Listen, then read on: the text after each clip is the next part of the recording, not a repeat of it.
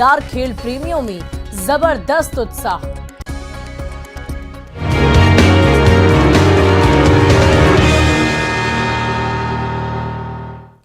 नमस्कार, आप देख रहे हैं हमारा विशेष बुलेटिन खबर तो समझिए। मैं हूं शुभ मिश्रा आपके साथ।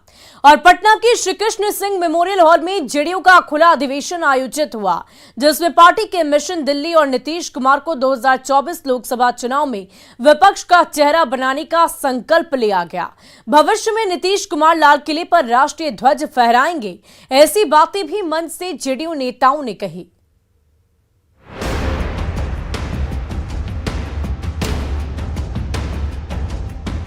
पटना के श्री कृष्ण मेमोरियल हॉल में जनता दल यूनाइटेड का खुला अधिवेशन आयोजित हुआ, जिसमें देश भर से पार्टी नेता और कार्यकर्ता पहुंचे। सभी ने एक सुर में पार्टी के मिशन दिल्ली के संकल्प को दोहराया।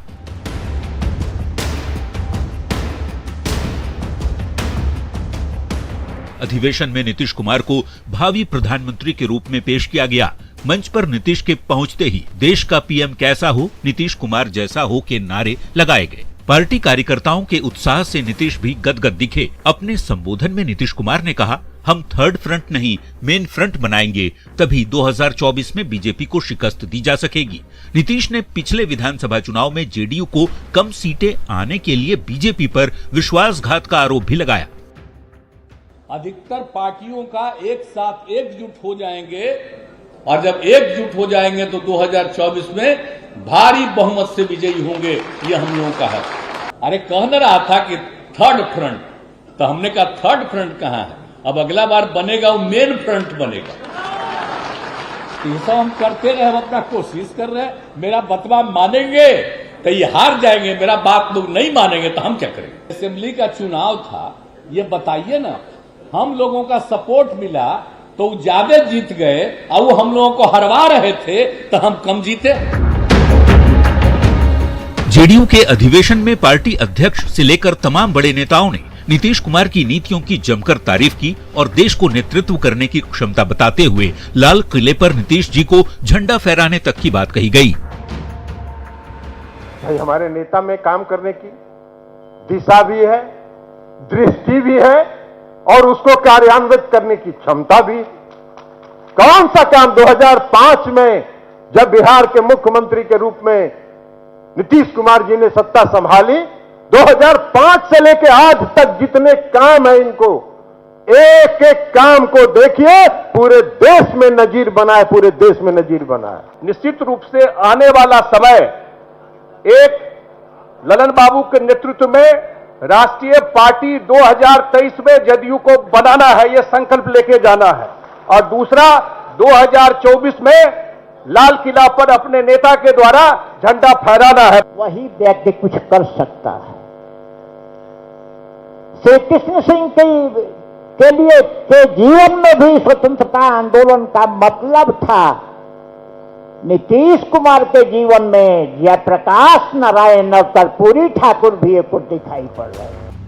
जेडीयू के खुला अधिवेशन में 2024 में भाजपा मुक्त भारत बनाने का संकल्प लिया गया। साथ ही नीतीश कुमार को विपक्ष का नेता यानी प्रधानमंत्री पद की दावेदारी को मजबूत करने का निश्चय भी लिया गया। लेकिन सवाल यही है कि क्या नीतीश की मेन फ्रंट के दावे का समर्थन देश की विपक्षी पार्टियां करेंगी? न्यूज 18 के लिए पटना से आनंद अमृतराज की रिपोर्ट।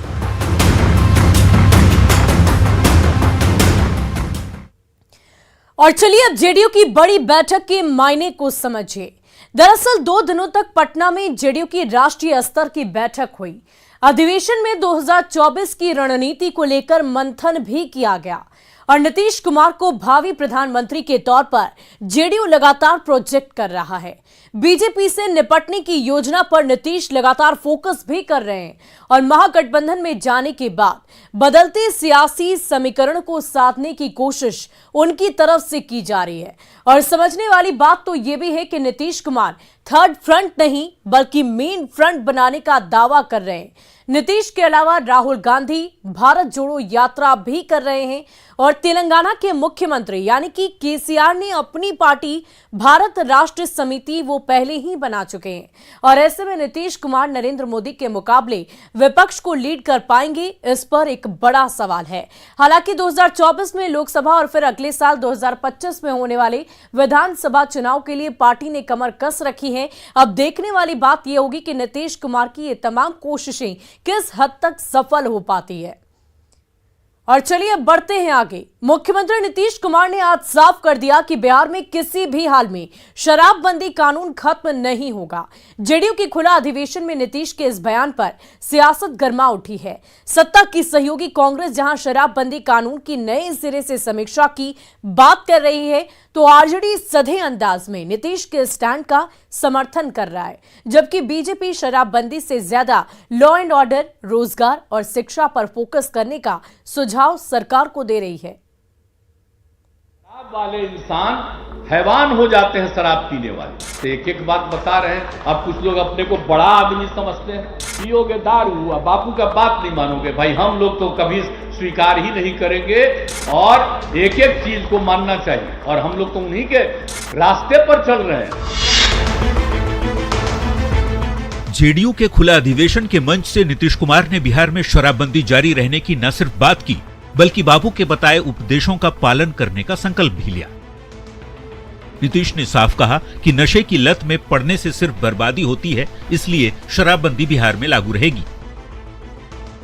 अरे हमने शराबबंदी लागू किया तो भला बताइए ना, तब महिलाओं की मांग पर ही हमने लागू किया और इतना बढ़िया चल रहा है। और लोग कितना हो रहे हैं, कितने लोग, कुछ लोग खिलाफ हैं। भाई तो हम क्या करें। लेकिन ये पता है ना कि अब जितना लोग पीते थे उतना लोग थोड़ी पीते।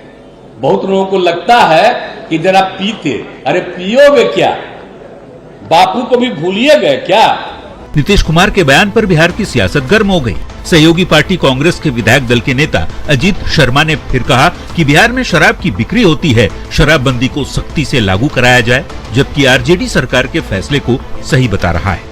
किसको कह रहा है? बिल्कुल ठीक है, जारी रहना चाहिए, लेकिन पूरे करेंसी जारी रहना चाहिए कि एक भी लीटर बिके नहीं और उनको रोजगार जो तारीख करने वाले होते हैं उनको रोजगार मिले। मानते हैं कि मिल रही है? हाँ बिल्कुल, सब आप भी जानते हैं। सभी राजनीतिक दलों ने इस पर शपथ लिया था। इससे कई घरों में खुशियां लौटी हैं। बिहार की माताएं बहनें खुश हैं, सभी लोग खुश हैं। इसलिए शराबबंदी कानून पर कहीं कोई कंप्रोमाइज का सवाल नहीं है। आदरणीय नीतीश कुमार जी ने स्पष्ट कर दिया। शराबबंदी को लेकर बीजेपी के साथ ही दूसरे नेताओं ने सरकार की नीति पर सवाल खड़े किए हैं। सरकार को दूसरे मुद्दों पर ध्यान देने की जरूरत पर जोर भी दिया है। शराबबंदी से बिहार के राजस्व के नुकसान का हवाला देकर आगामी चुनाव में जेडीयू को बड़े नुकसान का दावा तक किया गया। बिहार को बर्बाद मत कीजिए, दारू और बालू से बाहर निकलिए और बिहार के और जरूरी कामों को करिए। अपराध पर नियंत्रण कीजिए और बेरोजगारों को रोजगार दीजिए, शिक्षा और स्वास्थ्य पर ध्यान दीजिए। नीतीश बाबू जवाब दें, 7 साल में 1 लाख करोड़ से ज्यादा का बिहार का नुकसान हुआ। नीतीश बाबू जरा शपथ देके बताएं कि बिहार में शराब नहीं बिकता है। तो आप जिद पकड़े हुए ना, तो बिहार की जनता आपको बता देगी, आपको 1 सीट 2024 में नहीं मिलने वाला। शराबबंदी को लेकर नीतीश की सहयोगी कांग्रेस और मांझी की हम जैसी पार्टियों ने पहले ही सवाल खड़े किए हैं। नीतीश के स्टैंड पर किसी को ऐतराज नहीं, लेकिन सवाल यही उठता है कि यदि सरकार शराबबंदी को सख्ती से लागू करती तो फिर शराब की खेप आए दिन क्यों पकड़ी जाती है।